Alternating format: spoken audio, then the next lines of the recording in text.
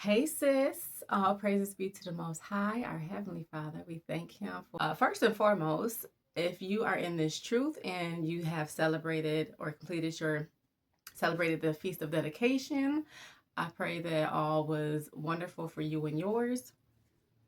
We just had our final day yesterday, and it was great. I enjoyed it. I enjoyed being with my family. I enjoyed celebrating this time with them and teaching them about the Lord's holy days and what this means to us. So I enjoy it all. And if you are not familiar with the Feast of Dedication, it's also known as Hanukkah, okay? And it is a biblical holy day that the Lord declared for us to celebrate. So if it's not in the Bible, then you probably shouldn't be celebrating it. But it's a whole nother story. I just pray that the Lord wakes up more of our people and that He once again restores our temples. So, with that being said, I'm back with another challenge. So, my first challenge was the OMAD. Oh my God, I felt like echo coming from this chair over here. Sorry, it's annoying. Okay, so my first challenge was the OMED challenge. And what that was, I did do a video about it. So what that was about was 1 meal a day for 7 days. And I didn't really give you an update about it. So here it is. It was cool. It was pretty simple. It wasn't anything too hard for me to do. I typically eat two meals a day and some snacks in between. But with the OMED diet, I was eating only 1 meal a day for 7 days straight. It really wasn't that difficult. I think I didn't get hungry until about 3 p.m. So what I would do is in the morning time, I'd wake up, I have a protein shake, and then I wouldn't like faithfully, I'll get hungry about 3 p.m. So I would have some fruit. I would have some fruit. My go-to was a banana because it's cold and I really didn't want fresh fruit. So the banana was ready and available right there on my table. I'd eat the banana and then to my surprise, I was good up until dinner time. But when it came dinner time, it took a whole lot of might for me not to want to bury my face in my plate. But definitely helped with me just with patience and self-control. And my goal was weight loss. Okay, so I see the difference in my body. And like I said, it helped me with my patience and self-control. So, try it. I highly recommend it. I think it kickstarted just a whole new way of eating for me. Okay, so I don't even snack anymore, which is great because I don't even have the urge or the want to snack. Like that's wonderful for me. So yeah, try it out. 1 meal a day for 7 days. Okay. Now this next challenge is strictly about our finances, especially for us. Okay, Black women, Hispanic women, Native American women. Like this is for us because I know we like to spend. Not all of us, some of us, but this is for us, okay? So this challenge is the no spend challenge. So for the next 4.5 months, we are chilling, okay? I mentioned in my previous video how to maintain through the winter that I felt like winter is a really good time to just chill out and stack your coins, because if you're anything like me, like I do not care to go out and do the most in the winter, okay? I'm especially here in upstate New York where we get 40 to 50 inches or 60 inches of snow. Like, okay? It's cold outside, it's a whole lot of snow, and GZ is nowhere in sight. I'm joking. But, yeah, it's just something So, it's cozy season. So I'd rather be in the house chilling, and why not stack my coins? Because I'm not doing a whole lot of things. Okay. And that's not to say that I just sit in the house and eat and binge watch, Netflix or anything like that. Okay. I still do things. I'm working out at home.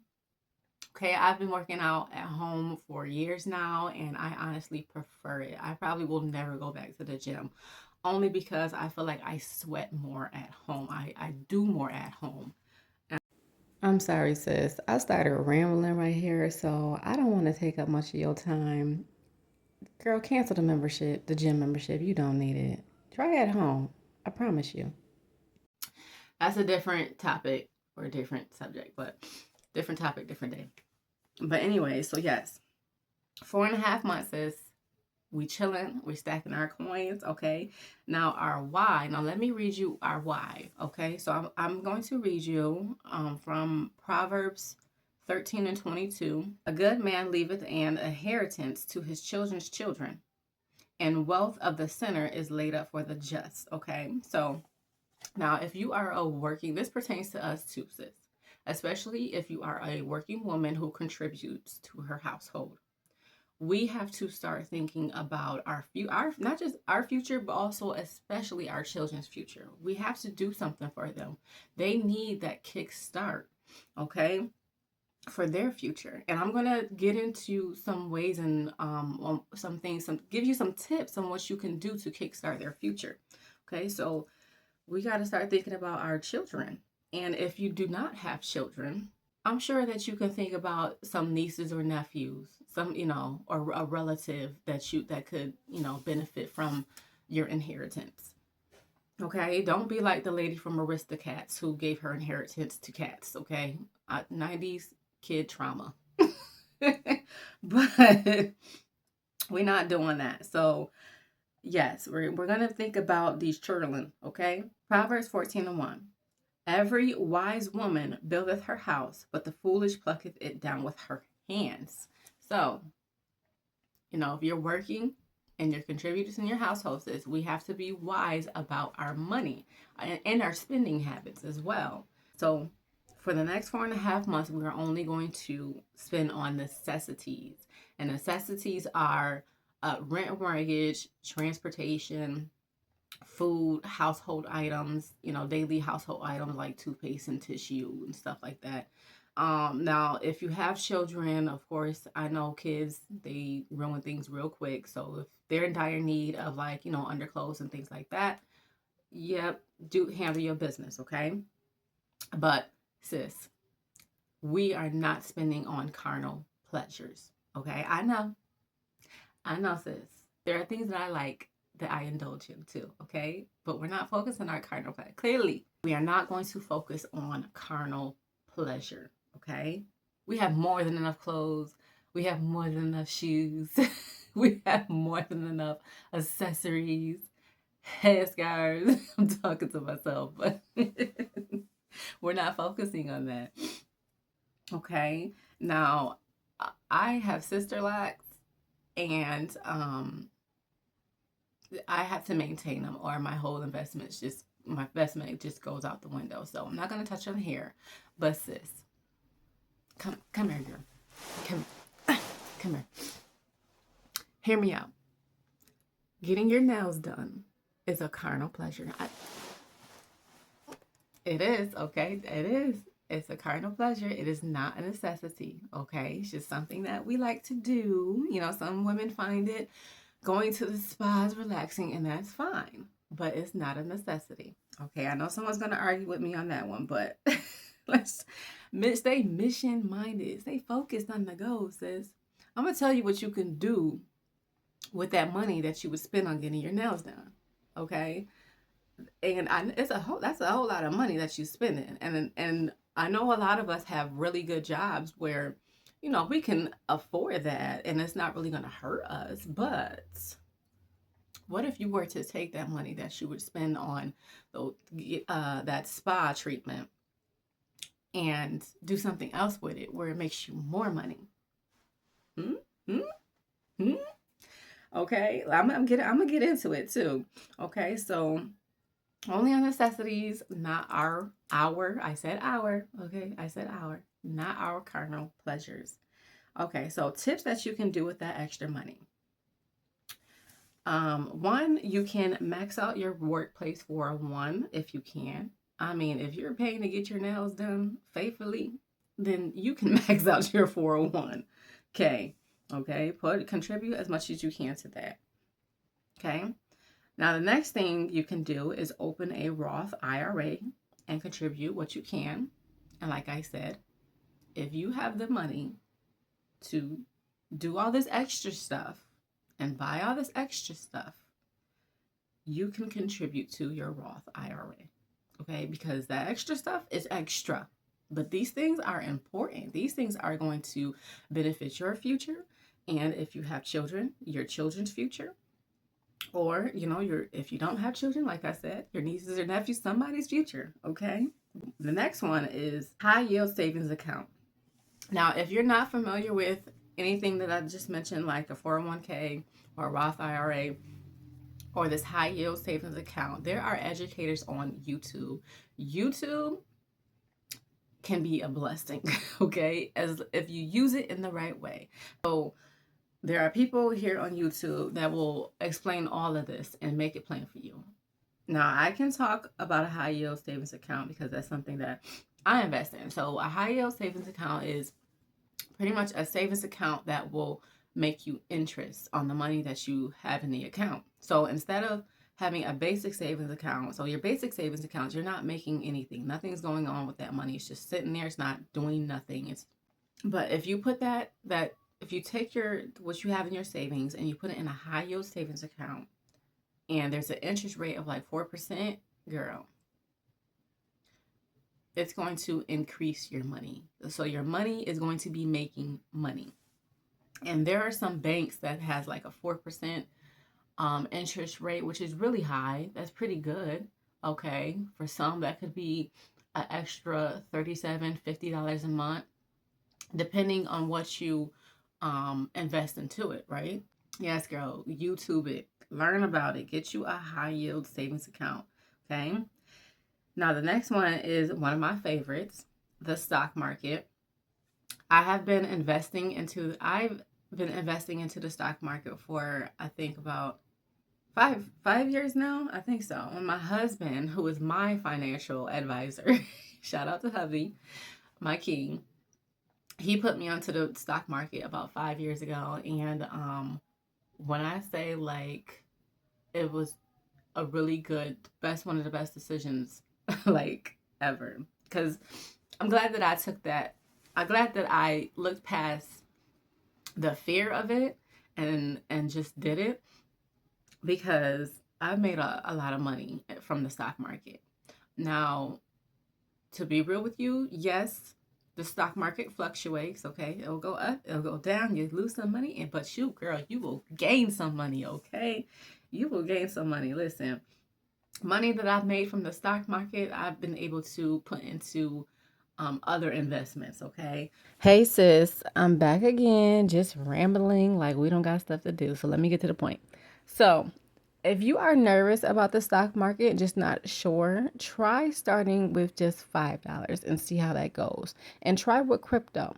And then once you see your gains, start adding more money.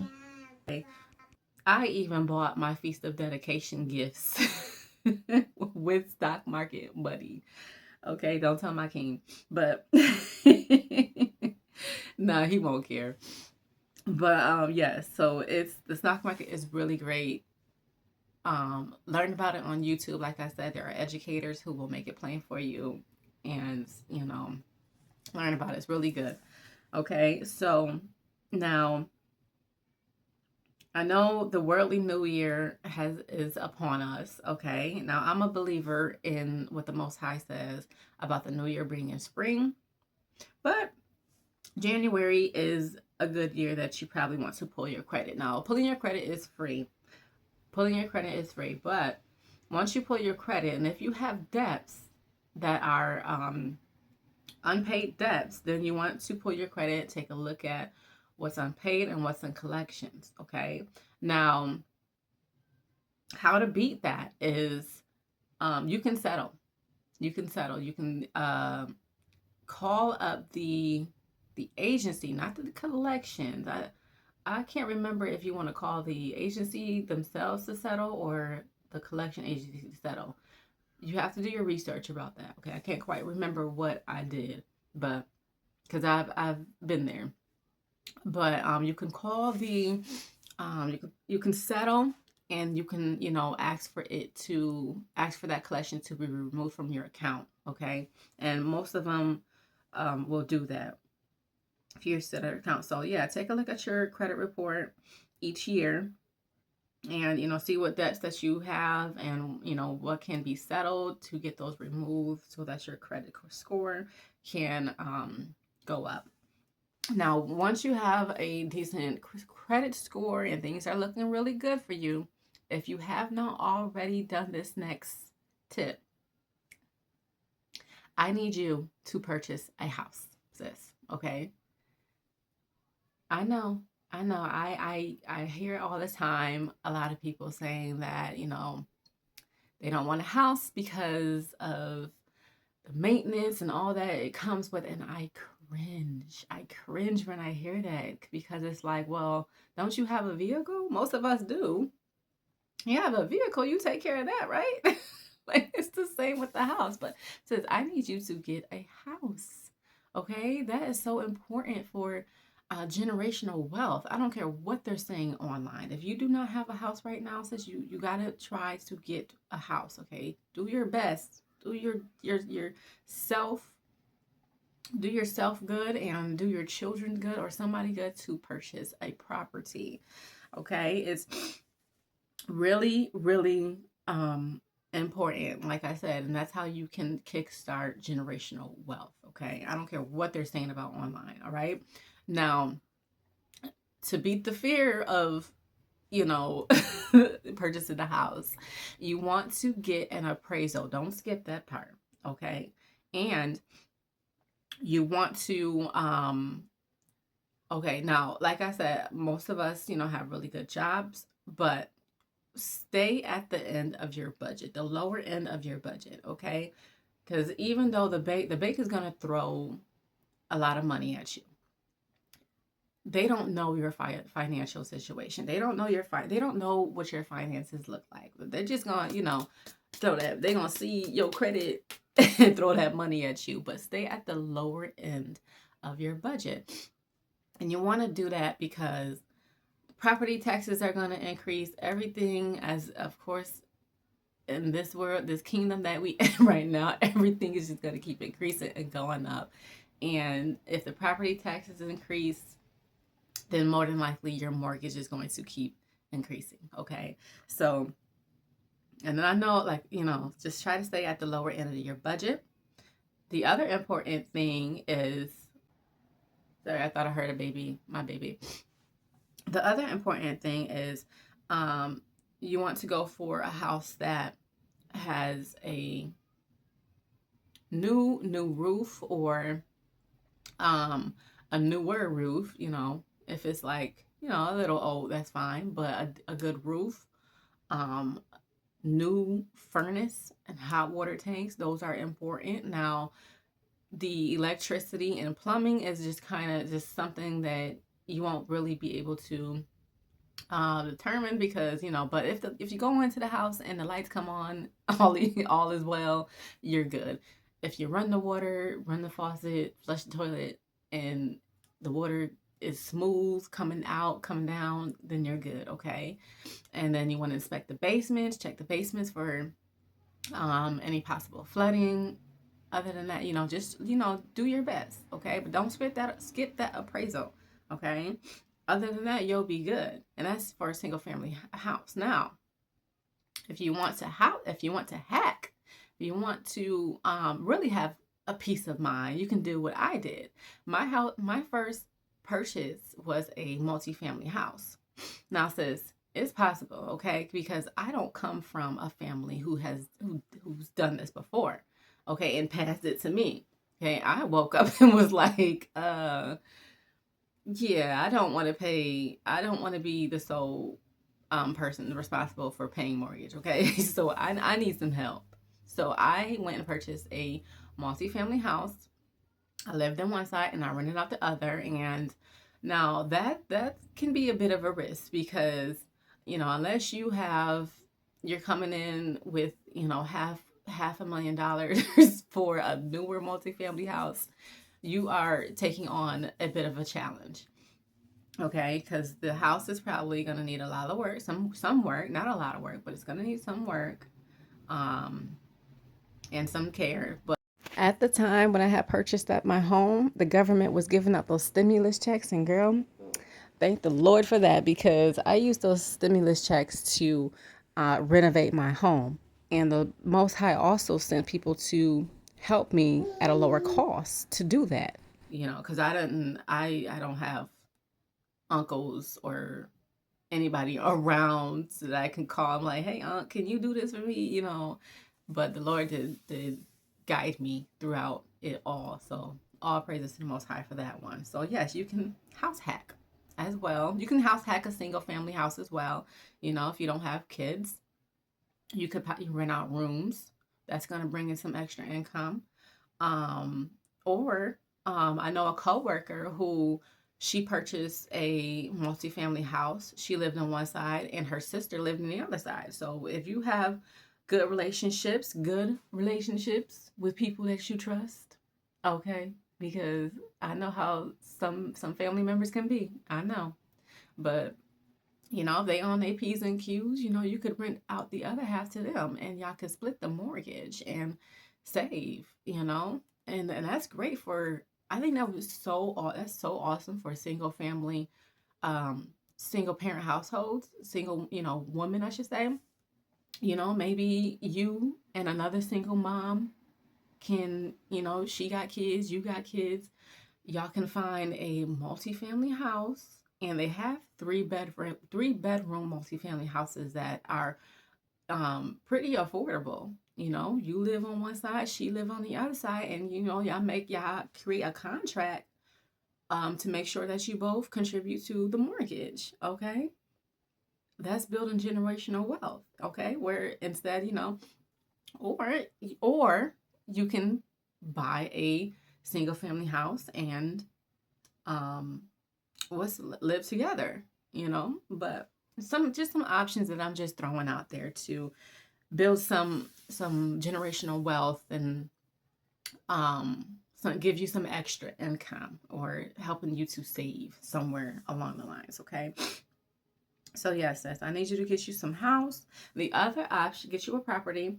The other option is to purchase land. Now, land is not expensive at all. Land is pretty cheap. Like you could probably find some land $1,000, $2,000, $5,000. I see that as well. So get you some land. You do want to hold on to it, and I see a whole lot of construction going on in my city, so you might come up because they might be like, hey, that little land that you paid 2,000 for, they might try to get it from you for 50,000 because they want to build whatever they want to build. So look into land as well. Okay, next tip is of course to live below your means. That is all, sis. Okay, so for 4.5 months we chilling, girl, we chilling. Okay, we just chilling, necessities only. We're going to educate ourselves. We're going to look into high yield savings account and what we can do with that extra money that we spend on stuff that we really don't need. And then, I believe in what the Most High says about the spring or the new year coming in spring. By new year, or by that new year, by springtime, if you haven't invested that money yet, you should be looking at a good amount of money. Okay, you should be really looking at a good amount of money, and then in spring you can start planting those investing seeds. So yes, that's it. That's all that I want to share. The no spin challenge. It really shouldn't be that hard. Yeah, speak for yourself, right? Nah, I be chilling. I be chilling.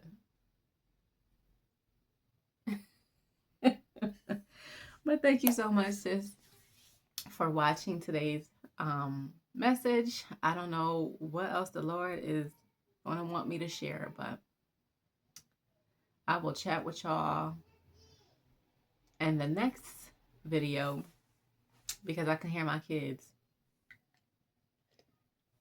calling me for duty. I'm out.